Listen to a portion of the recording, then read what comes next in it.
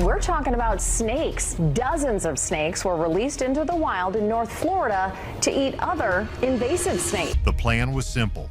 Release thousands of predators to take care of Florida's snake problem. But not all things are what they seem. This wasn't just a pest control plan, it was a biological war. The state unleashed a native emperor back into the Everglades, a specialist hunter that had been missing for decades. The media mocked the idea, but the invasive pythons weren't laughing. What happened next shook the very foundation of the Floridian ecosystem, proving that sometimes you have to fight fire with fire, or in this case, snake with snake. How paradise was lost. Long before the chaos, the Florida Everglades was a wonder. You see, this wasn't just a swamp, it was an endless river of grass, a shimmering shallow sea of green stretching to the horizon. It was a perfectly balanced system, home to soaring birds, raccoons, bobcats, and deer. This wild heart of Florida was so valuable that its ecosystem was estimated to be worth $31.5 billion every single year. It was a paradise where nature worked perfectly. No one ever imagined that balance could be broken so quickly and so quietly. The story doesn't start with a bang. It starts with a storm. In 1992, Hurricane Andrew ripped through southern Florida. It flattened buildings and, in the chaos, tore apart a reptile breeding facility near Miami. A few exotic snakes slipped away into the wetlands. Around the same time, pet owners, overwhelmed by their fast-growing Burmese pythons, began releasing them into the wild, thinking they were doing a good deed. For years, nobody noticed. A few sightings here and there seemed harmless, but they weren't. Those first few snakes found a perfect home. The heat, the humidity, and the endless supply of food meant they didn't just survive, they thrived. What started as a handful of escaped pets quietly exploded into a full-blown invasion. Today, experts estimate that anywhere from 100,000 to 300,000 Burmese pythons are hiding in South Florida. A single female can lay close to 100 eggs at a time. Hidden in the grass, they multiply faster than anyone can track. Soon, the Everglades, once bursting with life, began to fall silent. Raccoon populations in the hot zone dropped by 99.3%. Opossums fell by 98.9%, and bobcats by 87.5%. Even marsh rabbits and deer, once common, vanished, with sightings falling by over 90% in some areas. The pythons were unstoppable. Their camouflage made them ghosts in the grass. In their native lands in Asia, predators would keep them in check. But in Florida, they had none. They were at the top of the food chain. These weren't just any snakes. These are apex predators that can grow over 20 feet long and weigh more than 200 pounds. They are capable of swallowing a deer whole.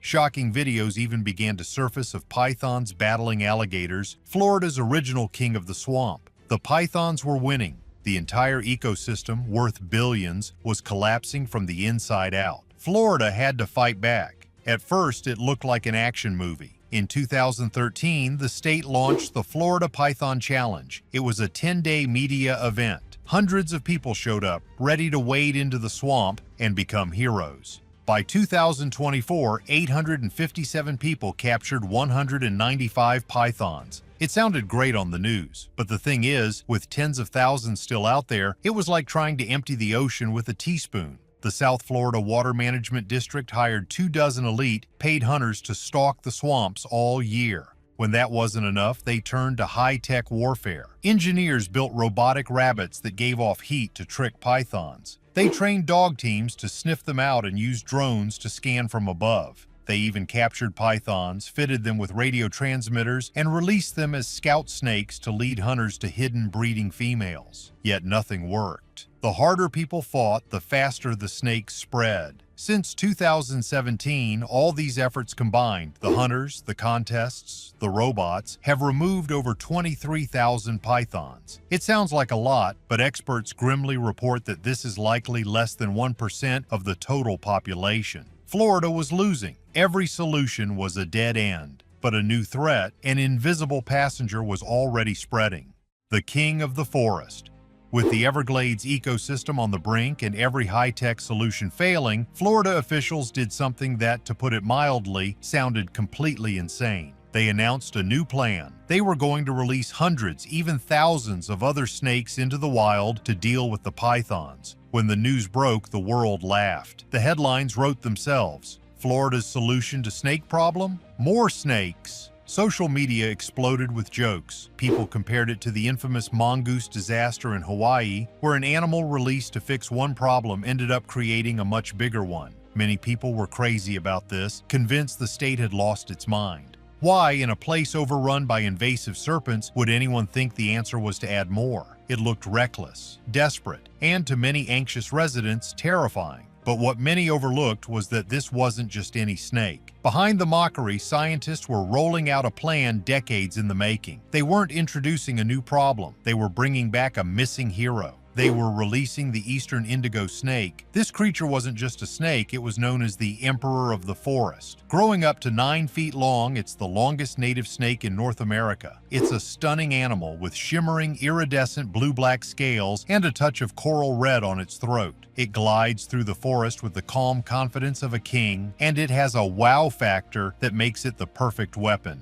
The eastern indigo snake eats other snakes. You see, the indigo is a natural-born snake hunter. It's non-venomous and surprisingly gentle with people, but in its world, it's the undisputed top predator. And here's the critical detail. It is completely immune to the venom of rattlesnakes. It doesn't constrict its prey, it simply pins them down and swallows them, totally unshaken. This was the predator nature designed to keep other reptiles in check.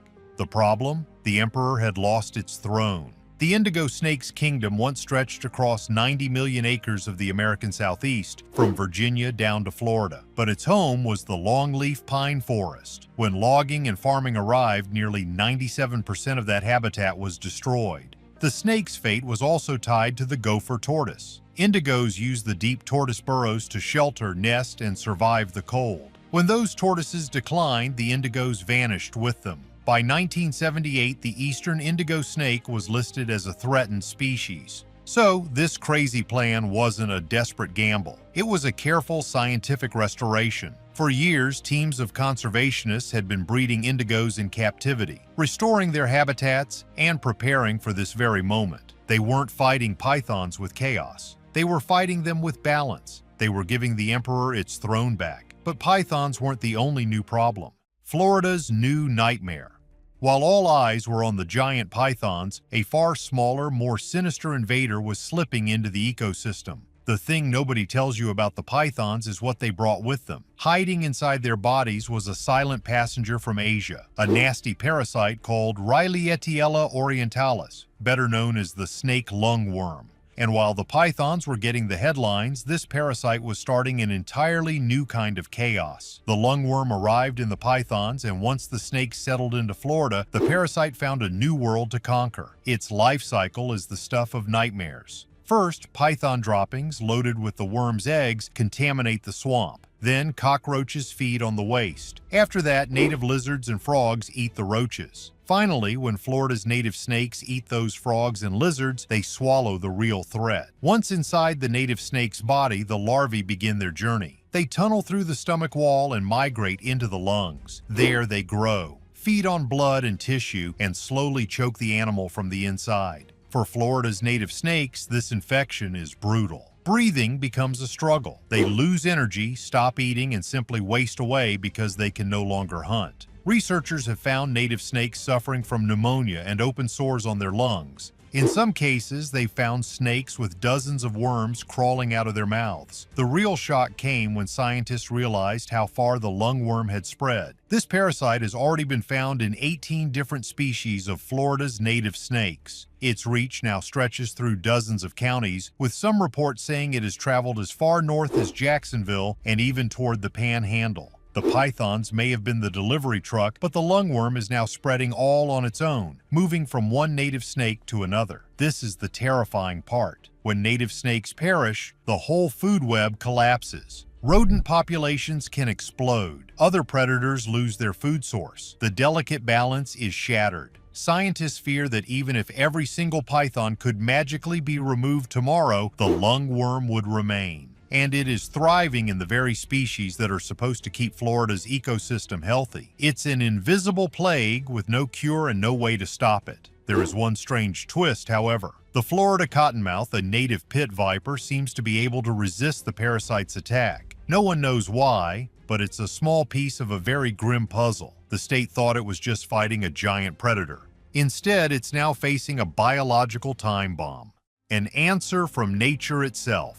For nearly 20 years, the Burmese python ruled the Everglades as an unchallenged tyrant. But deep in the wetlands, the story was about to take a turn no one saw coming. Researchers were tracking a male python they had named Loki. This was a huge snake, 13 feet long and weighing 52 pounds. He was fitted with a GPS tracker for a breeding study. One day, the signal stopped. When the team went to find him, they were stunned. They found Loki's body sprawled in the grass. His massive head had been chewed off and dragged under a bed of pine needles. Something had taken down a full-grown apex predator. A few days later, a trail camera revealed the culprit. It wasn't an alligator. It was a bobcat. A native bobcat, weighing barely 25 pounds, had managed to take down a predator more than twice its size. This discovery stunned everyone. Wildlife experts called it a first. For years, the pythons had been the hunters. Now, one of Florida's native cats had turned the tables. The message was clear. The Everglades were starting to fight back, and it wasn't an isolated event. Across the state, other evidence started piling up.